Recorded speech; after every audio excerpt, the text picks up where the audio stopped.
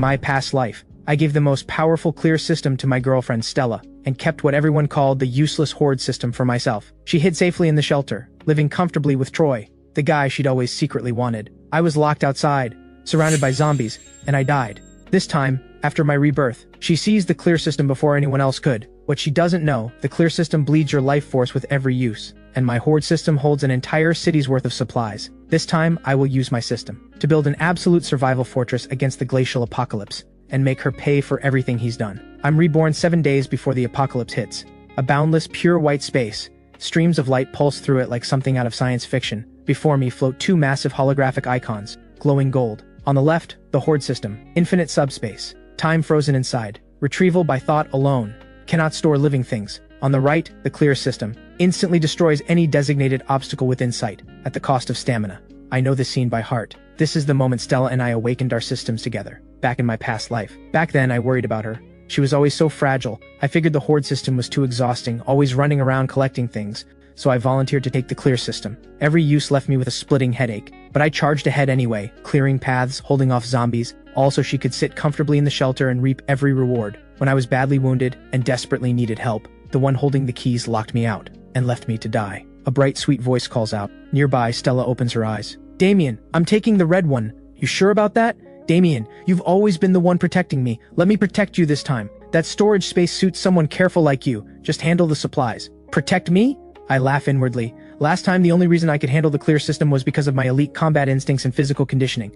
Stella can't even open a bottle cap. One use of that system and she'll be bedridden for 3 days. I reach out and touch the golden infinity symbol. Golden light wraps around me. Deep in my mind, a vast door swings open. An infinite, silent subspace locks into my consciousness. In this moment, the feeling of safety I lost comes flooding back. System bound. Host, Damien. Ability, infinite hoarding, beginner level. Comme Stevie. 59 minutes until the apocalypse. The white light fades. I snap awake on the leather sofa in my apartment. Across from me, Stella is awake too. She's beaming, waving her hand at the air to test her new power. The crystal ashtray on the coffee table vanishes into thin air. I let out one quiet word. Leave. Stella's smile freezes. She thinks she misheard. This is my apartment. My name is on the deed. You have 10 minutes to pack your things and get out. Who do you think you are, kicking me out? I've just awakened the most powerful ability. The apocalypse is coming. You really want to cross me right now? When that day comes and you come crawling, don't expect anything from me. So your mighty power is just making your worn-out clothes disappear? Ha! Did you forget? Your ability can only erase things. It can't conjure food from nothing. Ha! So what? I have plenty of ways to get supplies. Anyone who gets in my way, they'll regret it. Is that so? Good luck then. I show her the door. She's gone. That dead weight, finally gone. That snake, always ready to sink a blade in my back. Now I can finally move without holding back. Exactly 7 days until the apocalypse. Right now I have this downtown penthouse worth around 8 million. My parents' savings and investments total roughly 3 million. 11 million total? Not nearly enough. To build a fortress that can hold against temperatures of negative 70 degrees, withstand a zombie horde, and survive a direct missile strike, with enough supplies for one person to live lavishly for several lifetimes. 11 million wouldn't even scratch the surface. I list the penthouse online and sell it fast. Then I make a few calls to private lenders. Loan sharks, basically. I've got my ID and residency papers ready. As long as the money comes fast, I'll accept any terms they throw at me. In a few days, the world ends anyway. No one's coming to collect. In a single afternoon, the penthouse sells for 6 million. Company shares liquidated for 5 million. Every online loan platform and credit card maxed out for 2 million more. Total liquid cash, a staggering 16 million. Tomorrow the loan shark money comes in, at least 3 million more. Staring at those numbers on my banking app, I feel no excitement, only urgency. Money is just paper. Supplies are survival. I walk out the door, get into the SUV I haven't sold yet, and head straight for the abandoned cold chain logistics park in the western suburbs. It used to be the city's largest refrigerated storage facility. Remote location, open terrain all around. Easy to defend, hard to breach. Most importantly, there's a massive underground cold storage chamber, with a few modifications, a perfect natural shelter. The place is overrun with weeds. I find the old caretaker on site and drop a handful of gold coins in front of him. I tell him I want to rent it for 2 weeks to set up a horror escape room. No paperwork, just the keys. The old man's false teeth nearly fall out from grinning so hard. He hands over the keys without a word and pedals home on his tricycle. I step into the massive underground chamber, roughly 3,000 square meters, 8 meters high. System, scan this space. Scan complete, activate space anchor. Once anchored, this space will serve as a real-world transfer station for supplies. All external supplies can be teleported here directly through thought. Location secured, now to fill it. I don't rush to the supermarket like in some amateur zombie story. That's rookie thinking. Instead, I drive straight to the city's largest wholesale agricultural market. I walk into the biggest grain and oil wholesale shop on the street. The owner sits behind the counter, cigarette dangling from his lips, going over the books. He barely glances up when I walk in. What do you want? Retail's at the supermarket down the street. I want rice. I scan the towering stacks of rice sacks around me. What's your price per ton for premium Wuchang rice? How much do you need? How much have you got? In my warehouse, 50 tons of Wuchang rice, 100 tons of standard Northeast rice, 80 tons of flour. Buying for a canteen. I pull out a black card and slap it down on his greasy counter. I want all of it. Cooking oil, dried noodles, mixed grains, every last item you have in stock. On top of that, source me another 500 tons of rice and 300 tons of flour within 3 days. New harvest only. No old stock. Brother, we're talking over 10 million here. You sure about this? One condition, deliver everything to the address I give you.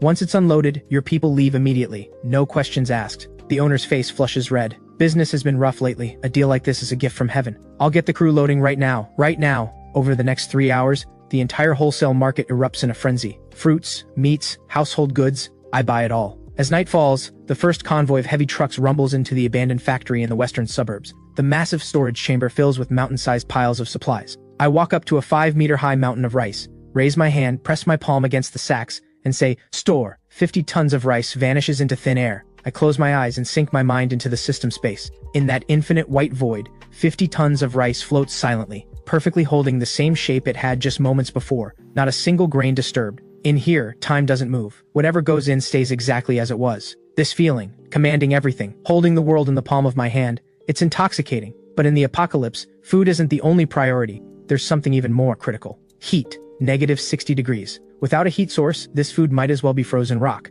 and I'll become an ice sculpture. I call a friend who deals in coal. Ghost. I need coal. Anthracite. Top grade. 10,000 tons. Also, industrial diesel generators and solar panels, enough to cover every square meter of this factory's roof. I'm not just stocking enough food for 10 lifetimes. I'm turning this place into a temperature-controlled fortress that not even a nuclear bomb can crack. Just then, my phone buzzes. A message. From Stella. It's a photo. In the photo, she and Troy are sitting at a high-end French restaurant, foie gras and red wine laid out between them. Poor Damien. After getting kicked to the curb, I bet you're surviving on instant noodles? Troy and I are celebrating our fresh start. If you get on your knees and beg right now, maybe I'll toss you a piece of bread. Ha! Enjoy it. Eat well. It's the last dinner you'll ever have. I block her and power off my phone. Welding arcs flash wildly across the vast factory floor. The grinding screech of cutting machines fills the air. I stand on the suspended iron walkway on the second floor, a freshly lit cigarette between my fingers. Boss, isn't this a bit extreme? Heck stares at the blueprint packed with dense specifications, his face twisted in disbelief. You want aerospace-grade aerogel insulation 50 centimeters thick on every surface, lined with 2 layers of 20-millimeter ballistic steel plating. Are you building a bunker for a nuclear strike? 2 air intakes only, both with NBC filtration systems. Brother, this is going to cost a fortune. The money's already in your account. $5 million upfront. I need this done in 3 days. One rule, don't ask why, no photos, no posting online. Heck's throat bobs hard. That's 2 full years of his usual profit in a single payment. Boss, you're basically my dad. Heck thumps his chest like a war drum, then spins and bellows down at the workers. All of you, move it. Go strip the insulation panels off that Tiangong development in the next city. Anyone gives you trouble, buy them off. What I'm building isn't just a shelter, it's a self-contained ecosystem, completely separate from the dying world outside. I walk to the far corner of the factory. A new shipment of special cargo has just arrived. The heavy wooden crates are pried open, revealing a deep, cold metallic sheen. Not ordinary steel. These are high-voltage electric fence generators and military-grade blast-proof glass, sourced through channels I'd rather not name. In the early days of the apocalypse, the most dangerous thing isn't zombies, it's people. When hunger and cold reduce human beings to animals, ordinary shutters are no better than paper against a mob. A few thousand volts of electricity, though, that teaches manners very quickly. System. Store all these materials, then position them according to the blueprint. The workers can handle the rough labor, but for the core defensive layout, I trust the system. While the workers are on their meal break, I move with a thought. The massive blast-proof glass panels disappear. Dozens of tons of material vanish in an instant. Then, guided by the system's perfect precision, they slot seamlessly into the skylight openings at the top of the factory. An operation like this doesn't just save hours of crane work, it achieves a level of precision no human craftsmanship can match. The structural work is done. Now for the interior. I drive away from the site, heading straight to the city's largest home furnishings expo center. If I'm going to live through this godforsaken apocalypse, I'm living like a king. No compromises on quality of life. Smart furniture, top-of-the-line luxury pieces, I buy everything in sight. The sales associate follows right behind me, face locked in a frozen grin, pen flying across her notepad, looking at me like I'm a god of fortune. After the furniture, I head to an outdoor equipment store. This is where it gets serious. Top-grade polar survival suits, rated for -80 degrees, 50 sets, men's and women's, tactical boots, Heated gloves, ski goggles, ice axes, multi-tool and trenching tools, every single item on that wall, and every last unit of those self-heating military rations, all of it. Mid-shopping spree,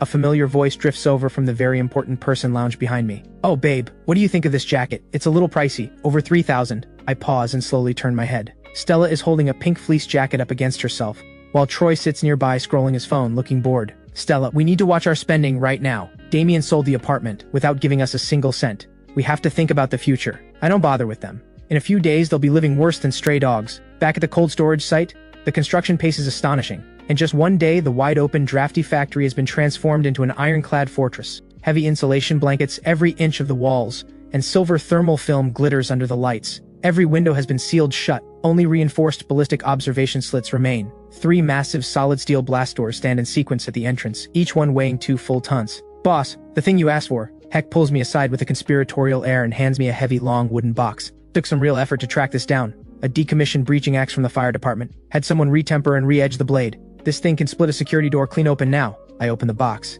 A jet black tactical axe lies inside, its silhouette brutal and beautiful. The blade catches the light with a cold gleam, the handle wrapped in paracord for grip. I give a satisfied nod. As the last construction truck pulls away, the massive iron door closes slowly behind it. I stand at the center of this steel fortress, completely mine, surveying the mountains of supplies packed in around me. On the left, the food zone, 1,000 tons of rice, flour, and cooking oil, enough to last 100 years. On the right, the energy zone, barrels of diesel, mountains of anthracite coal, and row after row of solar battery arrays. In the middle, the living area, unopened luxury furniture, top-end appliances, game discs, and books. The limits of what money can buy through legitimate channels have been reached, but my subspace is still half empty. If I can't buy it, I'll take it. I change into a black tactical suit, strap on my night vision goggles, and clip the tactical axe to my belt. Target, East Harbor Bonded Logistics Center, the largest import-export hub in the city. Tens of thousands of shipping containers stacked on the docks like building blocks, packed with premium goods shipped in from every corner of the world. Australian beef, French wine, Japanese wagyu, even entire shipments of imported luxury cars.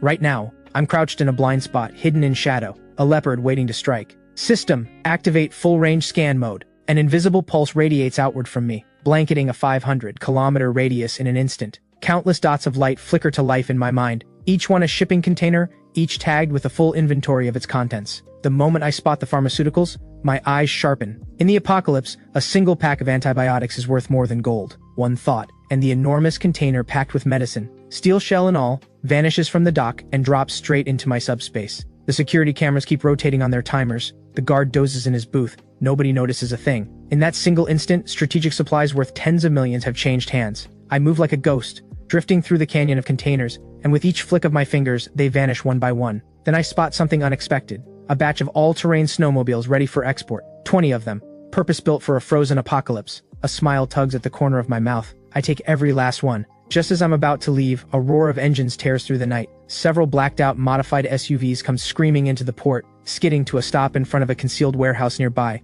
The doors swing open. A dozen men climb out, tattooed, armed with clubs, a few carrying crude homemade firearms. The one in front is a bald slab of muscle, barking at his crew as they haul out cargo. "Move it! Dragon said this shipment has to be out tonight. Cops have been sniffing around." The crates they're hauling are stamped with bold hazardous materials warnings. I narrow my eyes and trigger the system's long-range scan. Scan results: TNT explosives, detonators, industrial ammonium nitrate. This is a smuggling operation run by the Black Shark Gang, the most powerful criminal organization in the city. In my past life, the Black Shark Gang, in the early days of the apocalypse, used their firepower to seize the city's central stadium and establish the notorious Black Shark Camp. In my past life, I would have turned and run. But now, this is a gift delivered right to my door. Since we've crossed paths, I'll be taking that. I quietly circle around to the back of the warehouse using the system's spatial awareness as cover. From here, the warehouse falls perfectly within the system's retrieval range. System, lock onto every explosive in that warehouse. Take all of it. Inside the warehouse, the men hauling crates feel a sudden lurch. The heavy boxes in their hands simply cease to exist. Not just what they were carrying, the dozens of crates stacked on the floor, the safes packed full of detonators, all of it gone, without a trace. Dead silence. A dozen gangsters frozen mid-lift, clutching nothing but air, staring at each other in bewilderment. The moment is profoundly awkward. "Dragon, it's gone! Everything's gone! Who did this? Show yourself!" He yanks out his handgun and waves it wildly at the empty air. By then I'm already gone. That same day, the Weather Bureau issues a blue cold to wave alert. Temperatures expected to drop 10 to 15 degrees by tomorrow. Nobody takes it seriously. People think, just throw on an extra layer. I don't go out again. I stay inside the fortress. Every door and window has been welded shut. Only the main entrance remains. The diesel generators are warmed up, ready to come online at a moment's notice. The first load of anthracite is already stacked in the massive fireplace. On the living room table, I set up a copper hot pot, slice the grade 9 Wagyu I took from the port, wash fresh vegetables, and set a properly decanted bottle of Lafite beside it. I opened my phone and checked social media one last time. Stella posted an hour ago, a photo of herself in a thin evening dress on an open terrace, the glittering city skyline behind her. The caption reads, "Winter's coming, but my heart is warm. Thank you for the surprise. The future looks bright. Some people can just rot away with their dirty money." I smile and leave one comment. "Enjoy the breeze. It's the last one you'll ever feel." I pull my SIM card out and toss it into the fireplace. Just then, the light drizzle outside stops. Then, thud, a hailstone the size of a ping pong ball slams into the blastproof glass with a deep, heavy knock. A torrent of hail follows, hammering down like gunfire, with a howling gale right behind it. The temperature begins to plummet, fast. An emergency alert flashes across my screen. Breaking, a catastrophic polar vortex event is driving global temperatures down by 50 degrees within the next 3 hours. All citizens must return home immediately. This is not a drill. 10 minutes. The world outside changes color. Wind and snow tear through the streets. Not soft romantic snowflakes, but razor-edged shards of ice, shredding everything left exposed. I sit in the fortress's monitoring room, watching the outside world unfold across dozens of live screens. The factory is on the outskirts, but through the high-definition cameras I can see the carnage on the distant highway. The road surface is iced over in black ice within minutes. Outside temperature has already dropped below -30 degrees, and is still falling at 1 degree per minute. Meanwhile, in a high-end downtown apartment, Stella is wrapped in her newly purchased cashmere blanket, and still shaking violently. Her once flawless face is deathly pale, her lips turning purple. The entire building's heating system has just gone down. Pipes burst. The indoor temperature has already dropped to -5. "Do something, we're going to freeze to death!" She shoves Troy beside her. "Stop yelling, I'm cold too! How did the weather flip this fast? Find the hand warmers, hurry!" They scramble through every drawer and bag, fewer than 10 hand warmers left between them. Not enough to last the night. "Wait, Damien!" Troy's eyes light up with sudden realization. "Damien has money. He's got to be in some hotel or he bought heating gear. Call him, quick!" Stella grabs this lifeline with both hands, fingers trembling as she dials my number. "We're sorry. The number you have dialed is currently switched off." Stella hurls her phone at the sofa in fury. "That bastard actually turned his phone off. Wait, I remember. Didn't he mention the western suburbs? He said he rented a factory out there. He's definitely hiding there. Let's go find him. In this blizzard, if we don't go, we're already dead." The two bundle up in every piece of clothing they own, fight their way downstairs, and dive into the car. "Drive, western suburbs. Make him kneel in the snow and beg me to forgive him for how he treated me." Back in the western suburbs, I'm watching a corner of the surveillance feed. A few stray dogs are huddled together shivering, then their eyes flood red, and their fangs begin to lengthen before my eyes. This is no ordinary virus. This is the permafrost zombie virus. I check the time. By my estimate, it'll take Stella and Troy about 2 hours to reach me. That's assuming they don't freeze to death on the way, or get eaten by zombies. I hope they make it. This show deserves an audience. I stand up and walk to the control panel. I press the red button. Combat defense mode, level 1, activate. The outer perimeter's high-voltage electric fence crackles to life in an instant. Blue arcs of electricity snapping and popping through the blizzard like a great web waiting for prey. And behind that web, I raise my wine glass toward the storm on the screen. A quiet toast. The blizzard has become a white catastrophe. Visibility is under 5 meters. The wind screams like 10,000 steel blades tearing through the air. A white BMW X5 crawls like a drunk man along a road buried under half a meter of snow. "Why aren't we there yet? You said it was only 20 kilometers. Shut up." Troy's hands on the steering wheel have gone numb. Mottled blue-purple with frostbite. Navigation says it's right ahead. I just can't see the road. A sharp crack. The car lurches violently downward. Then the engine dies completely. The undercarriage has been caught on a ridge of hardened ice in the middle of the road. At this temperature, the drive shaft snaps from pure brittleness. "The car's dead!" Troy slams the steering wheel in despair, and his fist hits the frozen leather cover, drawing a hiss of pain from between his teeth. Stella screams. "Are you trying to get me killed? You useless piece of trash! Get out, that dark shape ahead. That has to be the factory." We walk. When the hulking silhouette of the factory finally rises out of the blizzard before them, the two of them have practically crawled to the entrance on their knees. But the sight that greets them stops them cold. This is no abandoned factory. This is a steel fortress. "Damien, I know you're in there. Open the door." Stella throws herself at the massive, solid steel door, pounding on it with both fists. I'm reclined on my leather sofa, facing the full wall of surveillance screens. 2 dim red heat signatures cling to the gate, like a pair of pathetic flies. I swirl my freshly decanted glass of Lafite. In the small copper pot beside me, crimson broth rolls at a boil, tripe bobbing in and out of the bubbling broth, filling the air with a maddening, spicy aroma. "System, activate the external speaker." It's activated. Who's there? Banging on doors in the middle of the night? Don't you know that's disturbing the peace? "Damien, it's me. I'm your girlfriend. Open up, it's freezing out here. We're going to die. These tripe slices are slightly overcooked." I pause. "Sorry, who is this?" Outside, Stella nearly chokes. She's freezing like a dog out there, and he's inside eating hot pot. With tripe. "I know you can hear me. It's Stella. Open the door. Once I'm inside, I'll explain everything. It was all a misunderstanding. I set down my chopsticks and pick up the mic. The slap was a misunderstanding? Telling me to get out was a misunderstanding? Or letting me die like a dog in front of your door, was that a misunderstanding too? Those were words said in anger. Damien, you're a man. Why are you so petty? I was wrong before, I admit it. I'm apologizing now. Isn't that enough? If apology solved everything, we wouldn't need laws. You have the clear system, don't you? This door bothering you? Clear it. Fine. If you won't open it, I'll open it myself.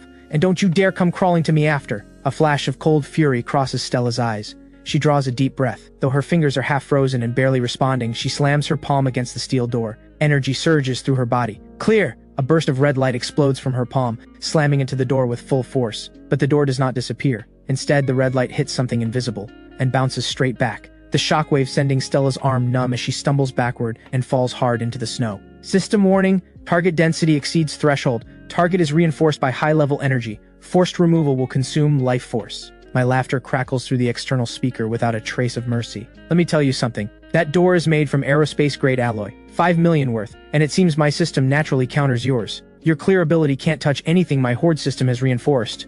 A hiss, and the speaker cuts off. Then the floodlights above the gate blaze on, two blinding beams hitting them dead in the face. They can't even open their eyes. Stella sits in the snow, the cold biting into her bones, staring at the door that will never open for her, feeling true despair for the very first time in her life. Half an hour passes. Stella and Troy haven't left, not because they won't, but because they can't. The car is dead. Out here in the middle of nowhere, walking back is a death sentence. Just then a mechanical hum starts up somewhere above their heads. They struggle to lift their faces upward. 3 meters up the wall, a ventilation duct slowly opens, and a scent so rich and overpowering it feels almost spiritual drifts out. Beef tallow hot pot broth mixed with the aroma of simmering lamb, with a thread of fresh scallion woven through it. In this world of rot and frozen air, that smell is a temptation from heaven itself. Stella swallows involuntarily. Her throat is parched raw. Troy's stomach lets out a thunderous growl. Hungry? That voice again, smooth and merciless. I'm standing on the second floor terrace, holding the half-finished bowl of hot pot, looking down at the two dying figures below with the calm detachment of someone watching stray dogs beg for scraps.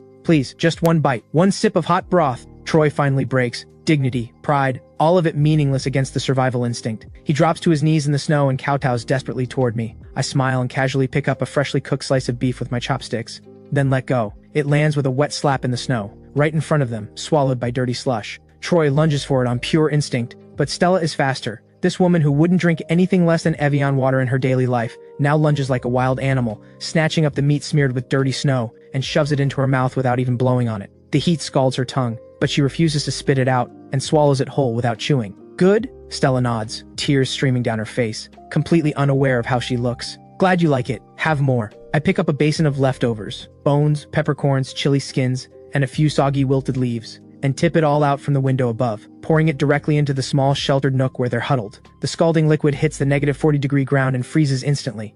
A sheet of solid ice. The one dry patch of ground where they could barely stand is now a skating rink. I say without a trace of sincerity. Now that you've eaten, you'd better run. My security system is picking up some visitors. Seems the smell drew them in. Before they can process that, out in the blizzard ahead, a cluster of glowing green eyes blink to life. A low, guttural growl rides the wind toward them. The mutated zombie dogs. Run, run! Troy reacts first, grabbing Stella by the arm and bolting. But the ground is a sheet of ice. Both feet give way, and they crash face first into the snow. That one stumble is all it takes. The first zombie dog is already on them. A mutated Tibetan Mastiff, massive as a bull, rotting flesh crusted with ice. Its gaping jaws snap shut on Troy's thigh. Troy lets out a shriek like a man being slaughtered. In that split second of desperation, something cold and calculating flashes in Troy's eyes. He grabs Stella without hesitation, shoves her directly into the creature's jaws and uses the momentum to roll clear. What are you doing? Stella screams in pure terror. The massive reeking maw closes in on her throat. Life and death, one single moment, and the will to survive overwhelms every other feeling. Stella's eyes go wide, locked onto the massive dog head lunging straight at her face. The red icon in her mind flashes like crazy. Disappear! She screams inside. This time the target isn't a steel door weighing several tons. It's a living creature, the giant Tibetan Mastiff skull, just 1 centimeter from Stella's nose, suddenly explodes, erased from existence. All that's left is half a headless dog carcass, which slams into Stella by sheer momentum, nearly crushing the life out of her. But she survives, and she discovers something. Her system, while it can't open doors, is absolutely lethal against things like this. Upstairs I lower my binoculars, a flicker of amusement crossing my eyes. I'm not surprised Stella managed to turn the tables. That's an S-rank combat ability she's got. If she died this easily, where's the fun in what comes next? Since they won't leave on their own, I'll give them a way out. My voice cuts through again. 200 meters east, there's a security booth. Used to be the old guard's place. The glass is broken, but at least it has a roof. That's your only shot at surviving the night. With that, the window shuts completely, the lights go dark. Left behind in the darkness are two shivering figures, surrounded by a growing ring of glowing green eyes. Move! Security booth! Stella shoves the dog carcass off her and staggers to her feet. She doesn't even look at Troy. She hasn't forgotten that shove. In the final second before the zombie dog pack closes in, the two of them scramble and crawl toward the crumbling security booth. The booth is tiny, open to the wind on all sides. Half the window glass is already shattered, and the door won't close all the way. But compared to the open snowfield outside, it at least offers some small miserable comfort. They use scraps of wood and torn newspaper to block the windows, then collapse onto the dusty floor, gasping. "You okay?" Troy reaches over and tries to take her hand, a coaxing smile on his face. "Earlier, I was trying to push it away, not push you. Don't get the wrong idea. Get away from me." Stella shakes him off with cold precision, her eyes ice cold. After what just happened, the innocent, delicate facade she'd always worn finally cracks,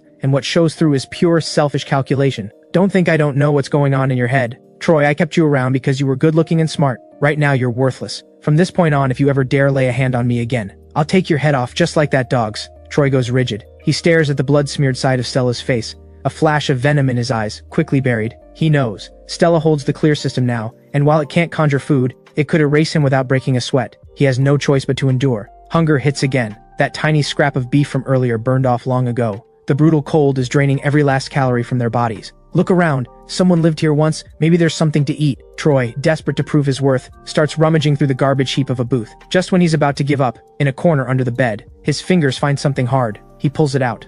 A sausage link that had fallen into the gap. The casing is gnawed through in one spot, frozen rock solid like a chunk of red stone. To Troy, it's priceless. Instinct kicks in. He moves to stuff it inside his jacket. "Hand it over." Stella's cold voice cuts in from behind. Troy freezes, then turns with a forced laugh. "Look what I found. How about we split it?"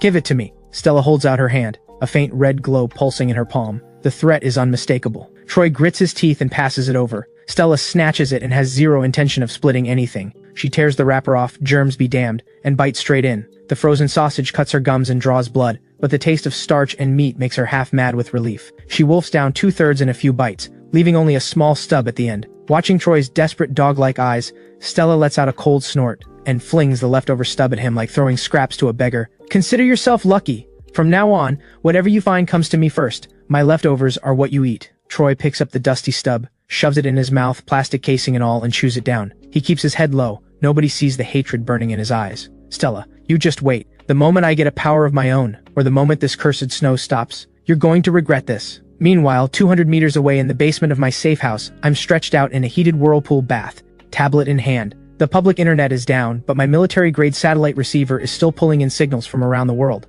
On the screen, global headlines scroll New York in a state of emergency, Manhattan encased in ice, Tokyo descending into mass riots, the self-defense forces going dark, and from China an emergency broadcast. The nation has activated its highest-level emergency protocols. Official shelters are open across all regions. Local shelter location, City East Sports Center. I stare at those coordinates, tapping the edge of the tub with one finger. In my past life, that place was the largest official stronghold in the early days. But precisely because it drew so many people, supplies burned through fast. And with management in chaos, the granary riot broke out in under a month, tens of thousands dead. And that's when Stella, using her ability to clear obstacles, became nothing but a tool for the official engineering crew, forced to clear ice-buried roads every day in exchange for half a steamed bun. It seems history hasn't changed. I close the news and pull up the system interface. Total stockpile, 32,000 tons. System level, LV1. Experience, 10%. Upgrade requirement, collect 10 level 1 zombie crystal cores. I stand up out of the tub. In my past life, people didn't figure out until the 3rd month of the apocalypse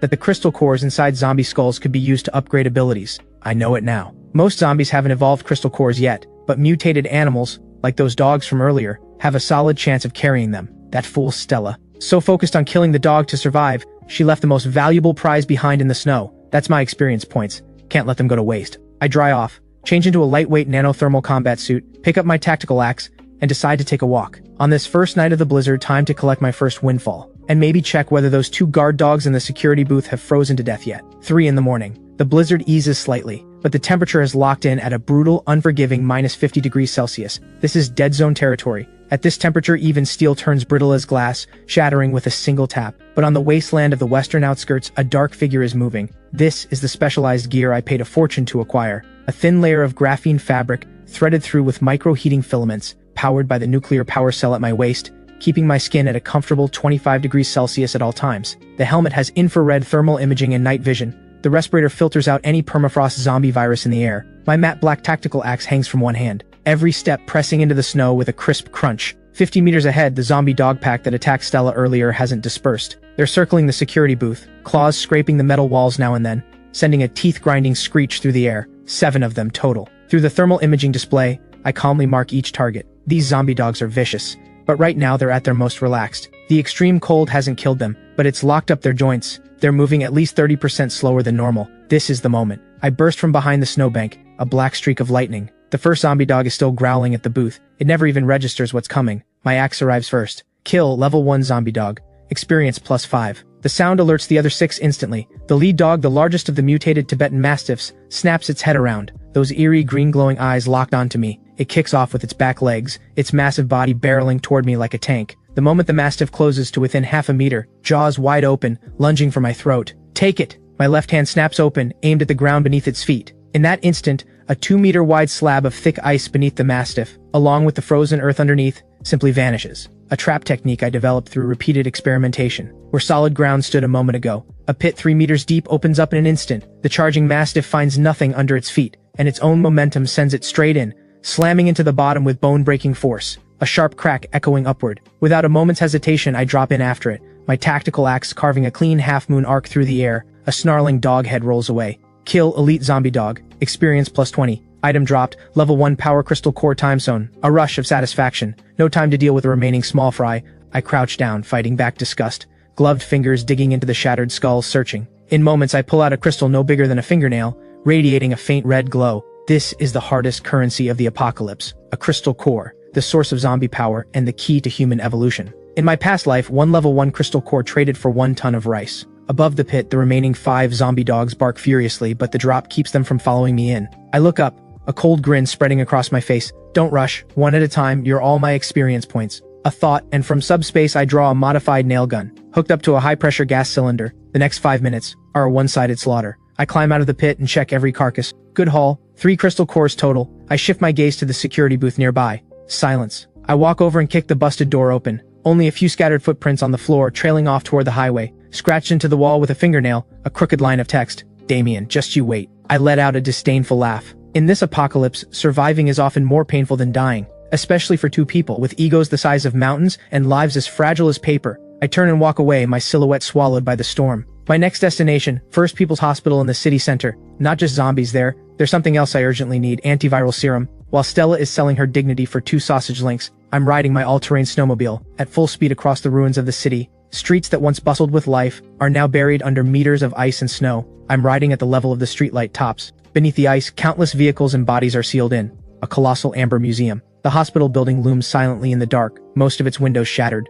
The plaza at the entrance is packed wall to wall with frozen zombies. Most are locked in the postures of their final moments, queuing for registration or mid-flight, flash frozen by cold and desperation alike. But I know, they aren't dead. The moment they sense the heat of a living body, they'll wake up instantly. System, activate silent field. I spend a small amount of energy forming a 1-meter sound-dampening layer around my body, moving like a gecko. I use the grappling hook to bypass the first-floor lobby entirely, and scale straight up to a 3rd-floor window. 3rd floor, pharmacy. I slip through the window. Far fewer zombies here, just a handful of mutated figures in nurse uniforms drifting aimlessly. Tactical axe out, I move in without a sound. 2 clean strikes. Done. I step up to the pharmacy shelves, take it all. My hand sweeps across. Row after row of medicine vanishes in an instant. Antibiotics, anti-inflammatories, painkillers, insulin, blood pressure meds. Doesn't matter what. Collect first, sort later. Halfway through the sweep, a burst of gunfire erupts from below. In the dead silence of night, it hits like a thunderclap. I frown and move to the window to look down. 2 modified armored vehicles crash through the hospital gates and barrel into the plaza. 7 or 8 heavily armed thugs pour out, AK-47s and shotguns in hand, spraying wildly at the zombies closing in around them. Move! Blast the main doors open! Boss says all we need is the blood bank plasma and the pharmacy meds. Everything else, leave it, the scarred leader bellows. By the muzzle flash, I make out the emblem on their vehicles, a black shark, the Black Shark Gang. So they figured out how valuable medicine is, and came to raid under cover of night. I don't rush to leave. Instead, I find a comfortable angle against the window, and watch the show below through the blinds. The Black Shark Gang has serious firepower, and with the zombies slowed by the cold, they clear a path quickly and head straight for the lobby elevator. But they've made one fatal mistake. The noise. Not just the zombies in the plaza, but everything in the surrounding blocks, and whatever is lurking in the hospital basement, has been woken up. The moment the Black Shark Gang rushes into the lobby, the floor erupts. A massive zombie, over 3 meters tall, muscles coiled across its frame, skin the color of iron ash, crashes up through the underground parking level. Unlike the gaunt, withered look of ordinary zombies, this one is bloated with raw power, a living Hulk. Level 2 mutant, the Tyrant, strength type. My eyes narrow slightly. A level 2 mutant this soon? Figures. A place soaked in death like a hospital breeds monsters fast. What the hell is that thing? The Black Shark Gang freezes in terror, then multiple AKs open up at once. The bullets hit the Tyrant and barely draw a few specks of blood. They can't penetrate the muscle. The Tyrant lets out a roar, grabs a nearby hospital bed and hurls it like a frisbee. 2 Black Shark thugs are flattened instantly. The scene collapses into chaos. The thugs who were strutting around just moments ago are now screaming and scrambling for the exit. Perfect. My eyes light up. I'm not interested in the Black Shark Gang's lives. I want the Tyrant's level 2 crystal core. That thing can push me straight to the next level, and most likely unlock a new ability. It's a top-tier drop, and those 2 Black Shark vehicles are worth having. Professionally modified armored vehicles, far better than my snowmobile for hauling people and cargo. I wait for the Black Shark Gang to wear the Tyrant down, and for the Tyrant to finish off the Black Shark Gang. 5 minutes later, the lobby goes quiet. The Black Shark Gang is wiped out, and the Tyrant is badly wounded. I leap from the 3rd floor, and in midair, I pull a bundle of TNT explosives from subspace. Fuse already burning. Here's a gift. I adjust my angle midair and pitch the bundle straight into the Tyrant's gaping mouth. The Tyrant's instinct kicks in. It bites down, thinking it's food. I hit the ground rolling to absorb the impact and dive behind a massive support column. The explosion shakes the entire building. When the dust clears, a massive headless body lies on the floor. I walk over and sift through the wreckage, and finally, buried in a scorched mass of soft tissue, I find one the size of a walnut, radiating a deep blue glow. A crystal core. Acquired level 2 power crystal core ×1.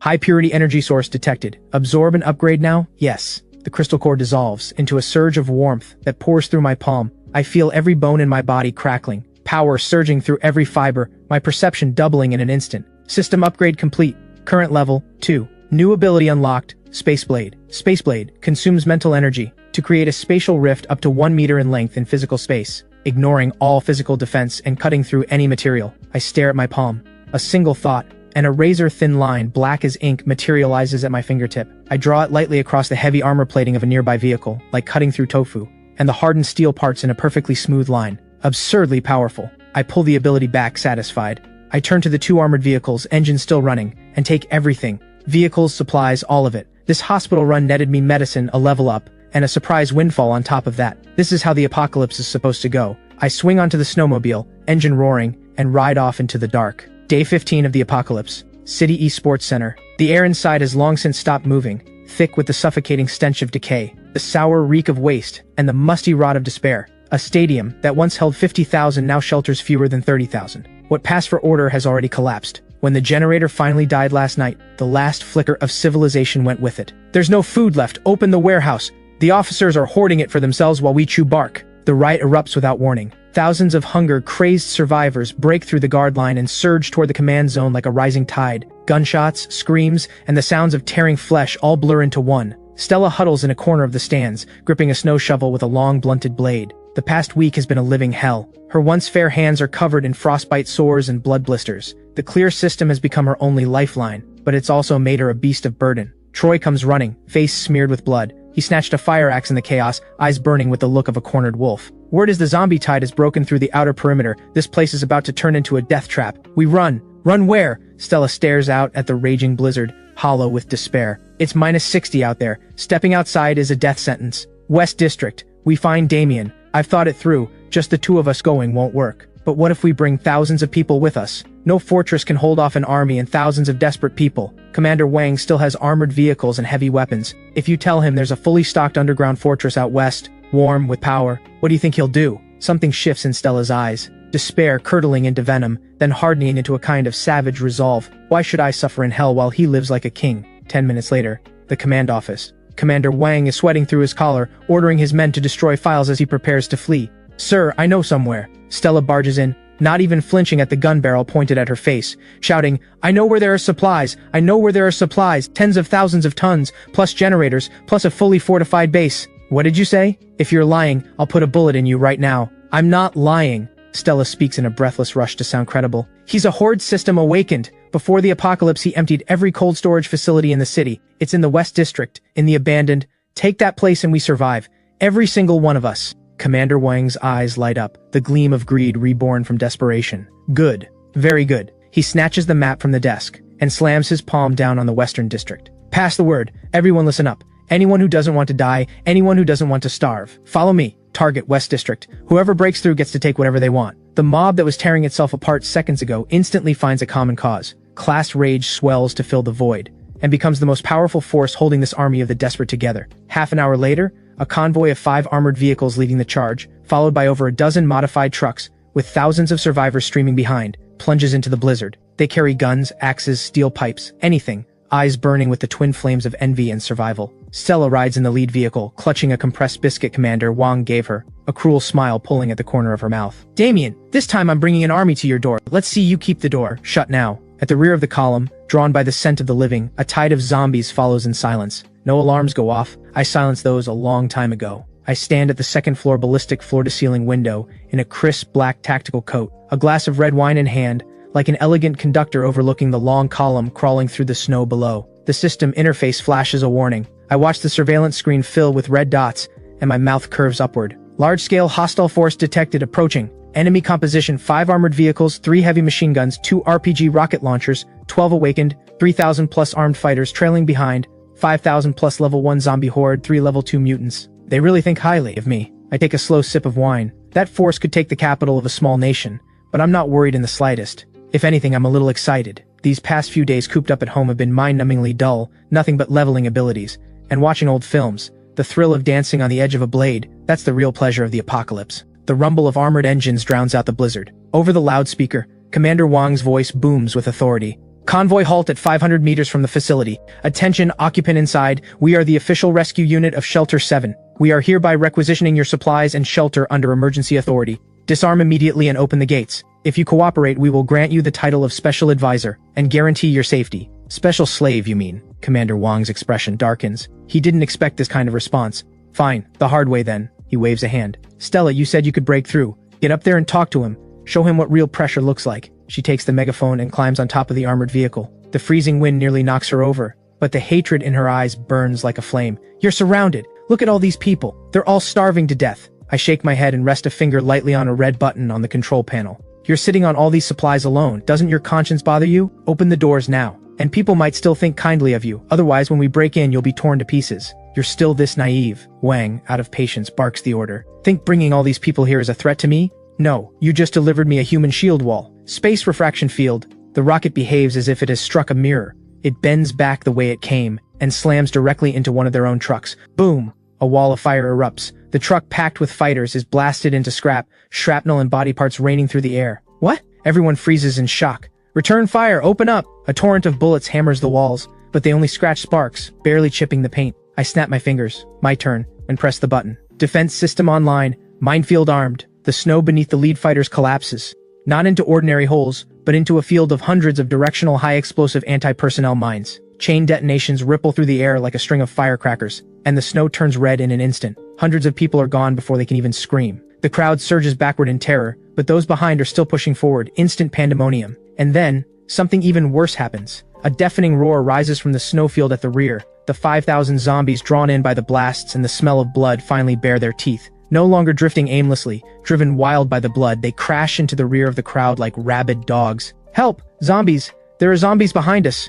Minefields and an indestructible fortress in front. An endless zombie tide at the back. This so-called expeditionary force has become the meat inside the sandwich. Stella, use your ability. Clear the minefield now. Commander Wang, frantic, presses his gun to Stella's head. Stella shakes uncontrollably. She pushes everything she has into clear system, reaching forward. A few mines vanish, but the minefield is enormous, and her mental energy is a drop against an ocean. In under a minute, blood pours from her nose, and she collapses onto the roof of the vehicle. Useless! Commander Wang kicks her off the vehicle, dives back inside, and tries to turn the armored car around and flee, as if I'd let him run. You came all this way, at least leave something behind. I stand on the terrace, right hand raised, closing my fist toward the turning armored vehicle. Spaceblade, cut! A black rift, visible to the naked eye, tears through the air. No sound at all. The armored vehicle, weighing over 10 tons, is sliced clean in half at the middle, the cut smooth as a mirror. Every component inside is laid bare. Every fighter and every zombie alike seems to freeze, stunned by the sheer force of that single strike. The battle lasts 3 full hours. Aside from a handful who flee into the deep snow under cover of chaos,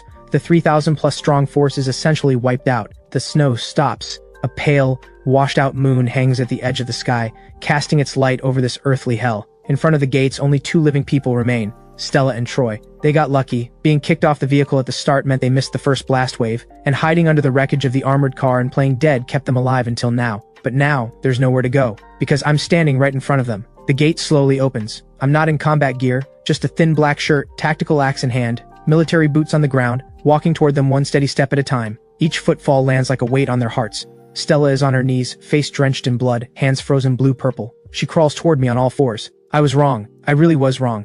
I was forced into this. It was Commander Wang. He made me do it. You know me, I'm terrified of everything. That's right, they forced us both. Troy drops to his knees and kowtows frantically. Damien, please. For the sake of what we had, just let me go. I'll serve you like a slave, for the rest of my life. I stop 2 meters in front of them. From subspace I pull out a table and chairs, then a small clay hot pot stove. I light it, set the pot, pour in the broth, and drop in the base. Within moments, the rich, spicy aroma drifts out and cuts through the smell of blood. I even produce a plate of thinly sliced lamb and begin swishing pieces through the broth, taking my time. Hungry? I lift a piece of meat with my chopsticks and blow on it gently. Stella and Troy both swallow hard, eyes full of longing, and more than that, fear. I place the meat in my mouth and chew slowly, savoring every bite. In my past life, I begged you the same way. Through that door, I begged you for a sip of water. Even a bite of an expired cracker would have done. What did you say? Stella trembles, unable to speak. You said supplies were for people who mattered.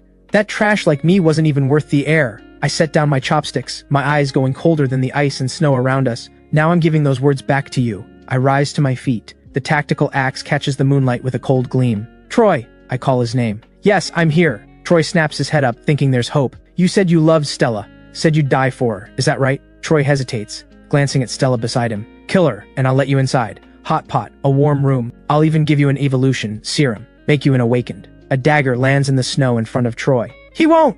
Stella stares at Troy in horror, scrambling backward. You won't do it! Troy looks at the dagger, then at the warm, lit-up fortress behind me, then at the filthy, broken woman in front of him. Sorry about this. Troy snatches up the dagger and lunges at Stella, face twisted with desperation. You heard him. If you die, I live. You don't have anything left anyway. Just die for me once. Is that too much to ask? Stella screams, survival instinct driving her to unleash.